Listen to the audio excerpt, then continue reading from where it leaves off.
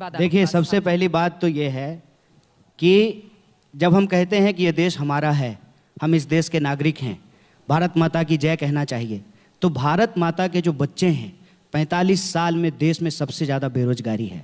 रोज रसोई गैस की कीमत बढ़ रही है, पेट्रोल और डीजल का दाम लगातार बढ़ रहा है।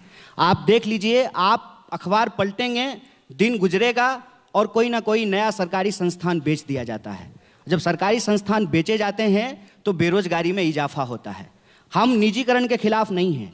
मेरा ये कहना है कि इस देश में जब सरकारी संस्थान नहीं होंगे तो निजीकरण भी इफिशिएंटली वर्क नहीं कर पाएगा। हमारा ये अनुभव है कि सरकारी स्कूल होता है तो जो एक बड़ी आबादी है जो निजी स्कूलों में फीस नहीं दे सकता है, उसके बच्चे सरकारी स्कूल में पढ़ते हैं। जो फीस दे सकते हैं उनके बच्चे प्राइवेट स्कूल में पढ़ते हैं। सरकारी बैंक होता है तो इफिशिएंटली प्राइवेट बैंक काम करता है। आज बैंकों को बेचने की तैयारी की जा रही है, LIC बेचा जा रहा है।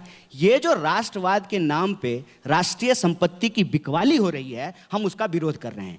इन सवालों का जवाब देने की बजाय ये क्या करते हैं, बोको हरम करते हैं। कौन कह रहा है कि आप बोको हरम हैं?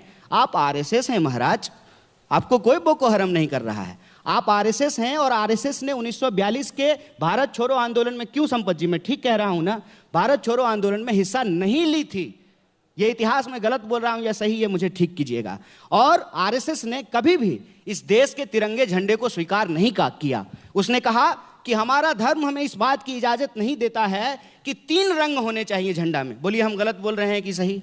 हम कहते हैं कि यह देश बार बार, जो साकेत ने कहा कि हम बिल्कुल ये नहीं कह रहे हैं कि भारत 1947 में पैदा हुआ है। 5000 साल का इतिहास है और इस भूभाग में पैदा होने वाला हर इंसान, चाहे उसकी पूजा पद्धति कुछ भी हो, चाहे उसकी मान्यता और आस्था कुछ भी हो, वो इस देश का नागरिक है और नागरिकों को बराबरी का हक दिया गया है। ठीक है, भले संबित जी की सरकार हो। एक आखिरी बात चित्रा जी, ये बार बार 2016 से भारत तेरे बोल रहे हैं। उतना बार टुकड़ा तो हम नहीं बोले हैं जितना बार ये टुकड़ा बोल चुके हैं। और क्योंकि ये टुकड़ा पे पलते हैं, हम एक बार भी नहीं बोले हैं। हाँ। ये टुकड़ा पे पलते हैं और ये बात मैं पूरे दावे के साथ कह रहा हूं कि है इनको हिम्मत तो पूछें अपने गृह मंत्री से, निकम्मा है क्या? क्यों कोई कार्रवाई नहीं हो रही है? आपके गृह मंत्री सुनिए, मैं सुनता हूं।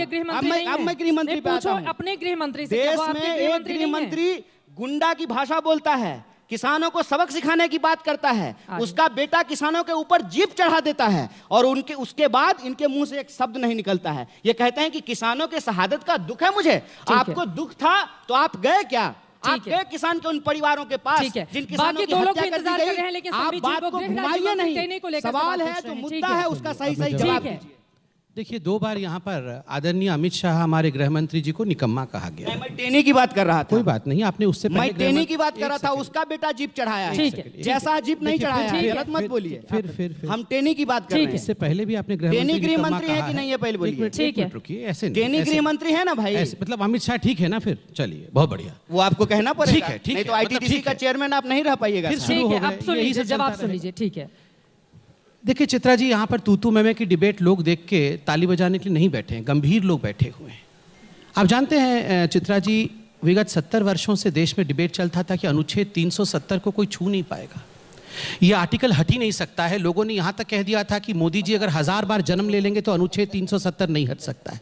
यहां तक कह दिया गया था कि अगर 370 को कोई स्पर्श भी करेगा तो तिरंगा उठाने वाला कोई नहीं होगा, खून की नदियां बह जाएंगी। आज मैं गर्व के साथ कहता हूं, मेरे देश का गृह मंत्री अमित शाह है, 370 को नेस्तनाबूद कर दिया। 370 को मिटाने की क्षमता रखता है मेरा गृह मंत्री और मेरा प्रधानमंत्री। गर्व के साथ कहता हूं, निर्णय लेना क्या होता है। जो जवाहरलाल नेहरू कहते थे 370 एक दिन घिस जाएगा,